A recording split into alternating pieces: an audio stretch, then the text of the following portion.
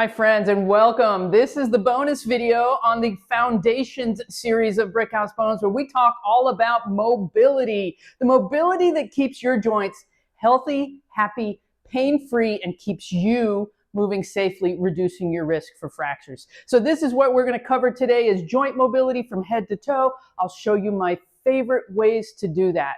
And if you're new here, this is part of the 6 video series on the Brickhouse Bones Foundations, the beginners videos where I show you the right moves you should be doing to protect yourself for exercise, for osteoporosis or osteopenia. We talk about all the right posture, balance, and strength videos that you can incorporate into your regular life, all available to you for free. So thank you for joining me. I'm Dr. Lisa Moore. I'm a physical therapist and I'm an osteoporosis exercise specialist. This is what I do. I help people worldwide gain confidence and control over their osteoporosis. All right, so get together with me. We're going to start from the top. We're going to start with the muscles in the necks and the joints at the top of our body to work on that mobility. And mobility is lubrication. It helps our joints to feel better. So we need to be able to move. One of the problems when you get a diagnosis of osteoporosis is it causes this paralysis, this fear paralysis, thinking movement is going to cause a fracture. So we need to gain that confidence in our body again, knowing that we have safe ways to move that help us feel better, right? Okay, so I want to start with the neck today. And with the neck, I'm just going to put my hands on my chest, just so I'm holding kind of a little bit of downward pressure. And yes, we're going to stretch the neck and the chin in an upward direction like this. And the reason we're doing that is because often with osteoporosis, if you begin to get that posture where the head sneaks forward a little bit, it's out in front of the shoulders, and maybe we start to get a little rounded, these muscles get so tight. And this can lead to pain in the base of the neck, between the neck and the thoracic junction. It can lead to pain in the shoulders, the neck and the upper trap, difficulty finding a good sleeping position, and we usually never stretch these. Now, this is part of a practice I've been doing for years since I had a neck injury, and it is what made a huge difference for me. Now, as always, you know your body better than anybody else. Don't proceed through pain that doesn't feel right to you. And if you're not completely confident in doing a move, just skip it. Just watch it or play with it really gently and see how it feels. But don't push through anything that doesn't feel right to you. Okay, so I'm holding pressure down in my chest. Chin's going up, mouth closed. Going for that stretch in the front of the throat. Good, one full breath there. Release that. Do you feel how tight that was? Now we're going to take the chin and move it up and slightly to the right.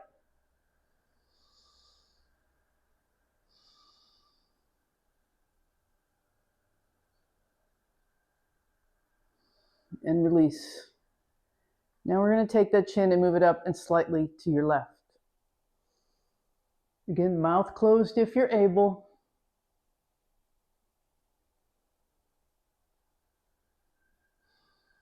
Good.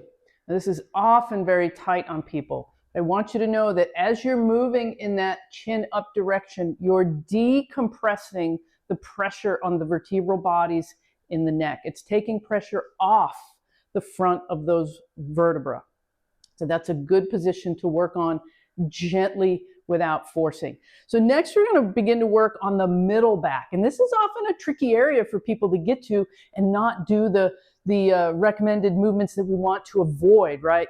Where we want to avoid lots of twisting at end range or flexing of the spine, but we need to be able to move this middle back area. So here's an exercise that I really like to do just to help bring a little looseness, a little mobility that is in a really safe range of motion. So for you, I want you to keep your head straight and your eyes straight, looking at straight ahead. I want your hips to be pointed straight ahead. So we're not going to get any hip movement and we're not going to get any head movement. And we're going to reach one arm forward and one arm back.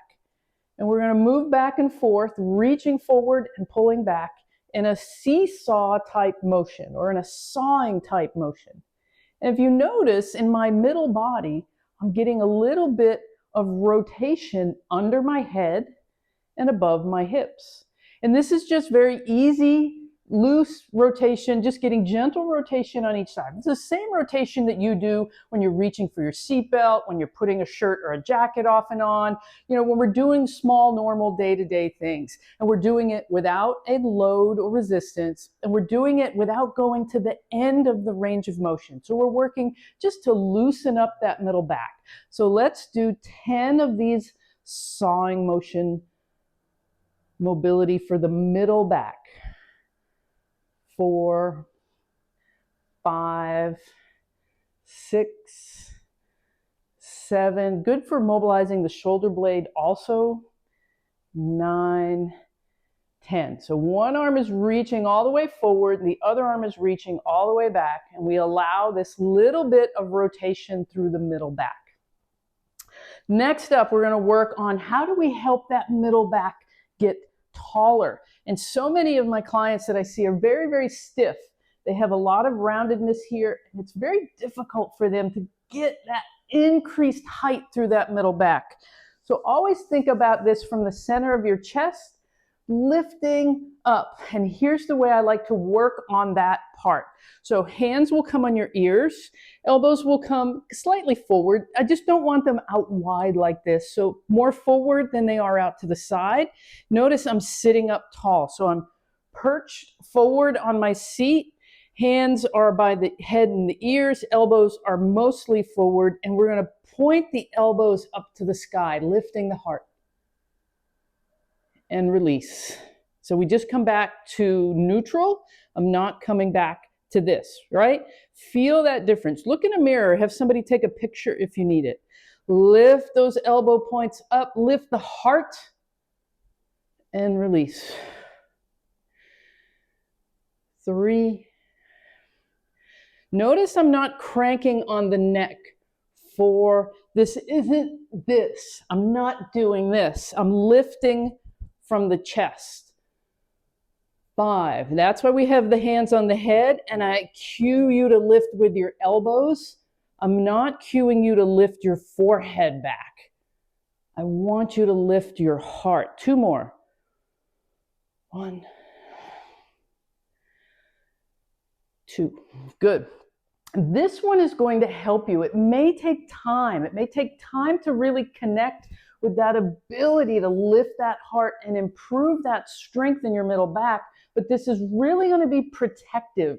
Protective whenever you have to lift something. If you're getting down, you can go from here to here and get yourself in good position by lifting that heart instead of being rounded out. This is really going to help you if you work on that. Just be patient and work on that mobility. Okay, next up, let's bring the arms together up overhead. Clasp the hands together, and then we're going to meet them in the middle of the back somewhere. Big tricep stretch. And up. Good. 3 more. 3. So we're helping to open up the shoulders and the triceps. 4. And 5. Wonderful. Whew. Okay, shake that out. Your shoulders are a little tight for being up over your head. Now I'm using the back of a chair. You can use the back of a chair or a countertop, something where you can rest your hands. We've done this in the previous 2 videos, but I think it's vitally important as part of a mobility practice. This is a move I do every day. So hands rest on the back of the chair. We walk out.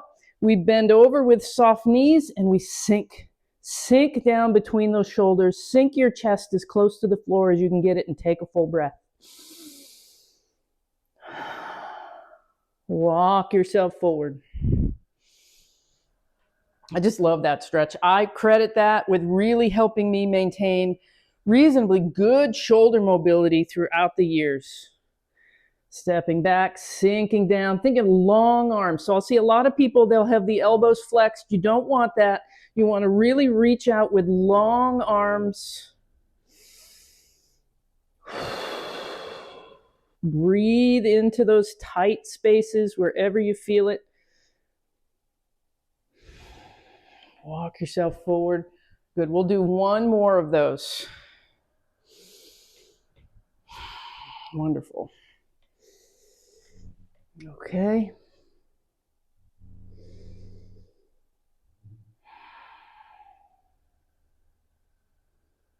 Great, great, great. Okay, now we're working back to wrists. So we kind of did head, shoulders, middle back.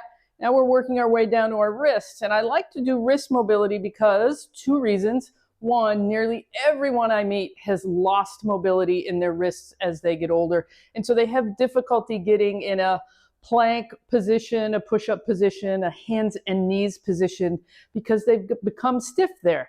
So the other is we need to be able to get on and off the floor easily. We need that mobility to be able to put weight through our hands. It's how we're designed. We just lose it over time if we don't practice it, or if we've had an injury like a fracture. So using a chair, a countertop, an ottoman, I start by placing my hands on flat with the thumbs wide. So we want to really spread the fingers apart and point those fingers away from you, straight ahead. And then I just rock my whole body. So you see my forearm coming forward over my hands. Now, some people, this is the best they can do. This is where you start. So this is okay if you feel a big stretch doing this and you want to stop here. Now notice, if you want to be in a good push-up position, your hand should be flat and you should have a vertical forearm. Now, if we want to get more advanced, then that angle increases. But at the very least, we should be able to have palm flat and a vertical forearm here. So do 10 rocking pulses forward and back, stretching out the wrist. If that's easy and you want a more advanced version, turn the fingers away from each other. So now the fingers have pointed away, palms are down. Now I already feel a more intense stretch in this position. And now I'm rocking side to side. So this gets a little bit more intense stretch and through the fingers, the wrist, and the forearm. I find it really, really helpful for a lot of the things that I do where I'm weight bearing through the hands on the floor. So 6, 7, 8, 9, 10. Good. Shake it out. Now let's go from there. We're going to skip through the hips. We will do the hips sitting, and then we're going to be doing some on the floor or on your bed. So it's a safer way to stretch the hips that is protective of our spine. But let's get to the ankles and the feet and the toes. So let's start with 1 foot back and 1 foot forward. Roll up so that the toes are still in contact and that your heel is as high as you can get it. This is stretching the plantar fascia and the toe joints, especially the big toe joint. Keep going with me while I'm talking. We need mobility in this joint as part of normal walking up and down stairs. We need this toe to be able to flex to this degree so that we can take a nice stride. So you may find that that's tight. Don't be surprised. This is a great way to work on it. It's also one of the stretches I give for people that have plantar fascia tightness, pain, or prior issues there. So doing the other side, keeping the big toe knuckle down as the heel comes up. So toe mobility. Now we're sort of working from the bottom up here. We're going to meet at the hips. 4, 2 more. 5, 6. Okay, great. So we're coming back into that same position now. I've got this leg back and this knee bent. This one straight. We've got the heel still on the floor. The whole foot is really connected to the ground, and I shift forward. As my hips come forward, you should feel some tension or stress in the back of the calf. So we do 3, 2, 1, release. 3, 2, 1, release. Good. 2 more. Great. Keeping that heel pushing back. Good. Now move that foot about half the distance forward. So now it's just behind the other foot. And now we're going to keep the heel down, but this time on this leg, I'm allowing that knee to come forward over the toes. So this is really where we get this angle at the ankle this angle that makes a huge difference in our ability to squat, whether we're squatting to get in and out of a chair, on and off a toilet, or for our strength exercise. This is really important to work on to keep that mobility because it affects your balance and your function tremendously. So, as best you're able, allow that knee to come over the toes, keeping the heel on the ground. You may feel this lower in the ankle. You may feel this in the front of the ankle or the side. You don't have to force. So let that knee come over the toes, and we come right back up. Flex. So I'm really focusing on my back leg here. 3 more. 3, 2, 1. Good job. Okay. Switching now. Front knee is bent. Back leg is straight. Heel is down. Pulse forward. And release. Forward. And release. You can do this using the back of a chair or a counter. Really pressing that heel back so we get the top part of your calf muscle or your gastrocnemius. 2 more. I don't know that I've ever met someone who wasn't tight here. All right, now we bring that foot up about half the distance forward, and now we're going to bend the left knee, keeping the heel down over the toes. Good. And this may feel different than the other leg. You're going to have one leg that feels tighter than the other. That's completely normal. Knee over toes. Yes, that is safe to do. You may feel this a little in your knee if you have any degenerative changes in your knee, but don't be surprised by that.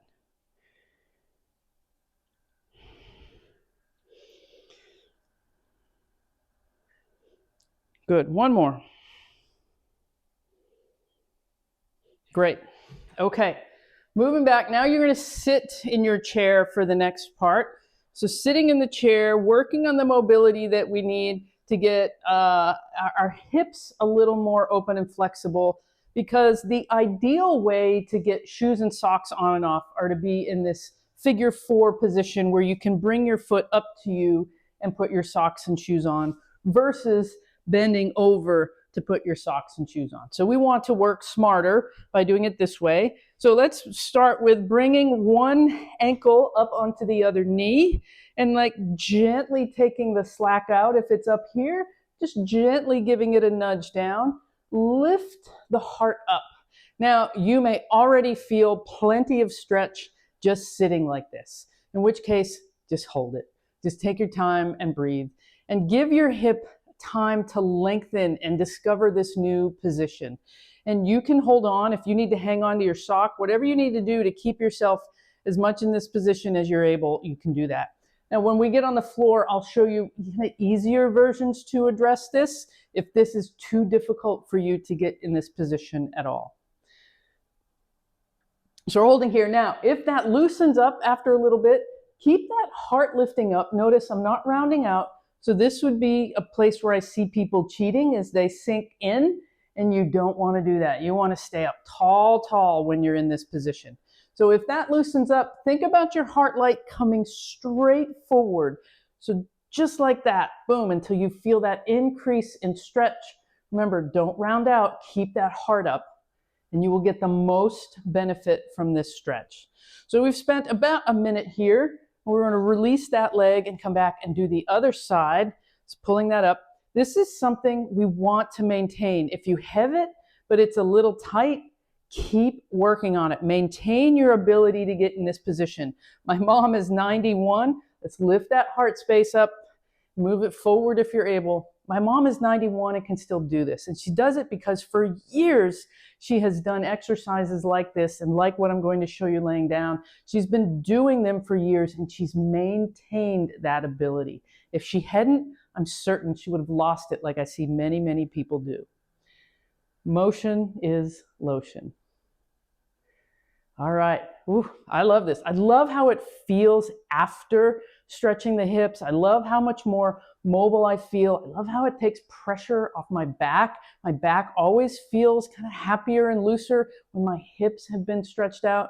So it's just amazing how everything is really interconnected in how we move and how we can really affect other body parts by maintaining this mobility. Okay, great. That felt so good. Okay, so coming down to your bed or coming down to the floor, that's what we're going to work on next. So when we think about being able to do a correct hinge movement, being able to do a correct squat movement, a lot of that revolves around the hips. We also think about how do we stretch the low back, and that's often not easy to do safely with osteoporosis. So there's a couple of ways to do that. So one way that I look at how do I get to the low back without being in vulnerable positions, I've got the other leg straight. I'm grabbing behind my right knee, and I'm just giving this knee a hug into my chest. If you need to, you can put a towel behind your leg. If you need a little more length in your arms to be able to reach, that can work well also. So just holding this knee into the chest to try to get as much bend through this hip joint. And if we can get that available, often it will relieve a lot of pressure in the low back. Good. As we release this, let's just do a few circles, counterclockwise and clockwise in that hip. And if it feels okay to you, without any pinching or pain, pull that hip slightly across.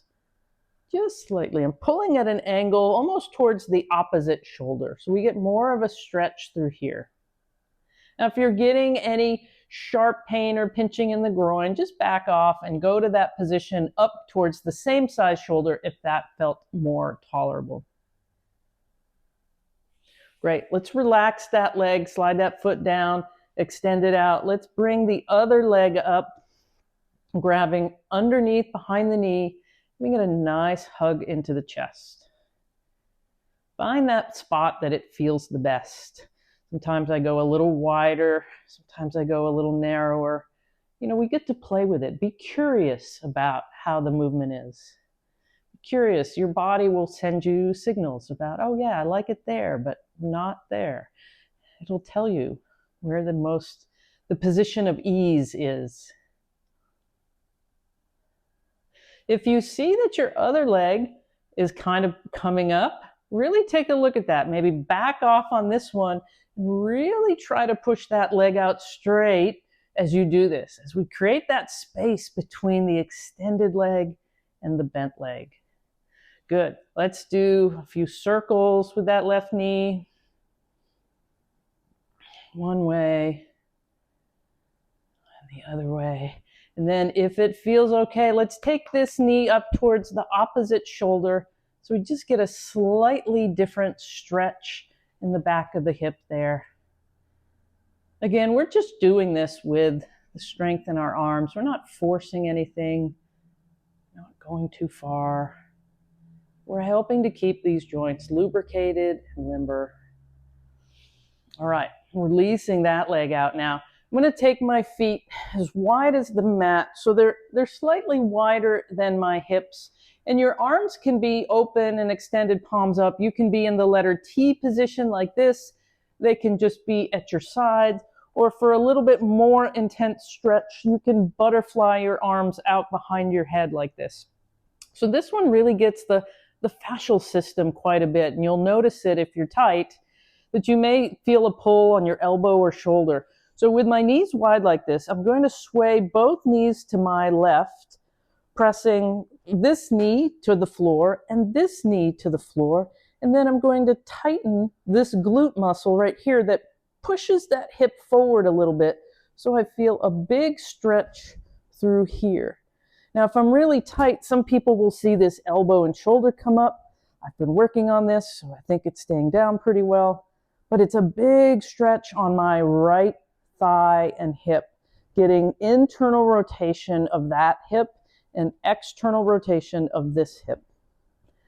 And we'll slowly and mindfully bring our legs back, adjust your hip position if you need to, and let's sway those knees to the other side. So this is a really nice way that's unloaded, you're not weight bearing, to get some nice mobility in your hips.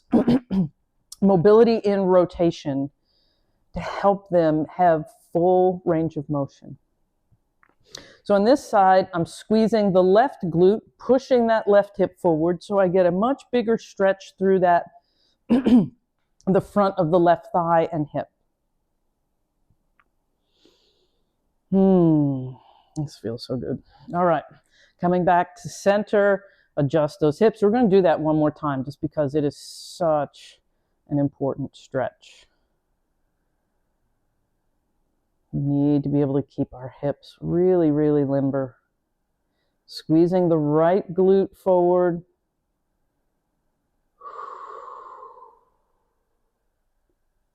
Great. Taking our time. Knees back up. Shift those hips a little. Knees are coming to the right now, so I tighten the left glute, pushing the left hip forward.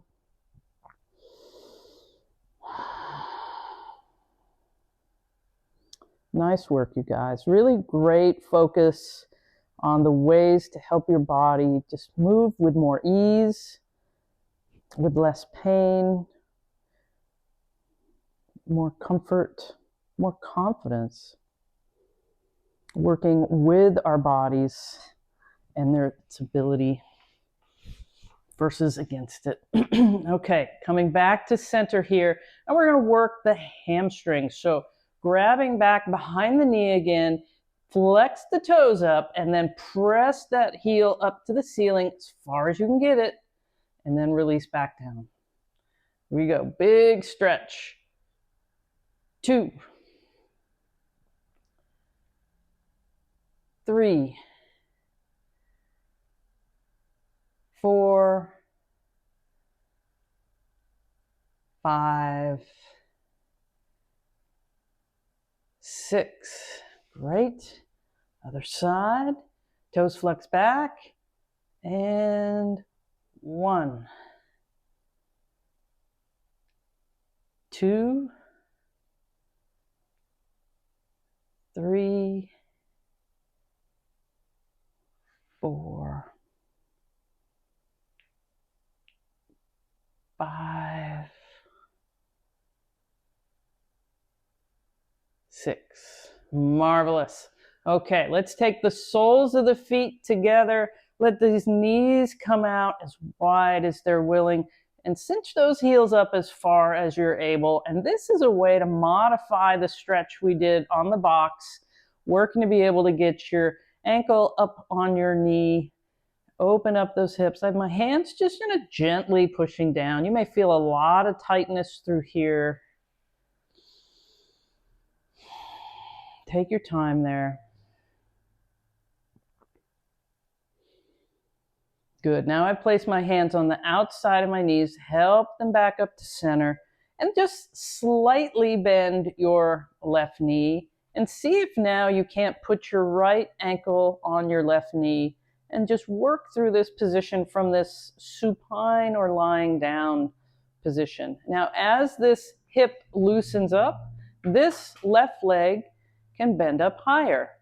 And so you can work on being able to get that by starting with the leg very low, give it some time, and then sneak that left knee up a little higher and a little higher as you go. So that's my trick for improving that hip mobility, is to start with it here, take it up a little bit more, a little more, and a little more. And pretty soon you'll be able to get your ankle back on top of your knee when you're sitting. All right, let's roll onto your side and get up very consciously and come on up. Okay, I don't know about you, but that felt really, really good to my body. I love getting a good mobility session in. I try to do this at least once a week, so it doesn't have to be every day. You can do it every day. There's nothing that says you can't. Mobility helps our joints feel good. But if you're trying to set a goal and you feel overwhelmed, shoot for once a week. Try to do this mobility session once a week, and then watch how your body changes. Watch how maybe some of your pain and discomfort changes. Watch how maybe you begin to move with a little more ease than you were before. Thank you so much. I look forward to seeing you on the next week where we do exercise number 3, the video number 3 in our foundation series, progressing up using some light weights. I'll see you then.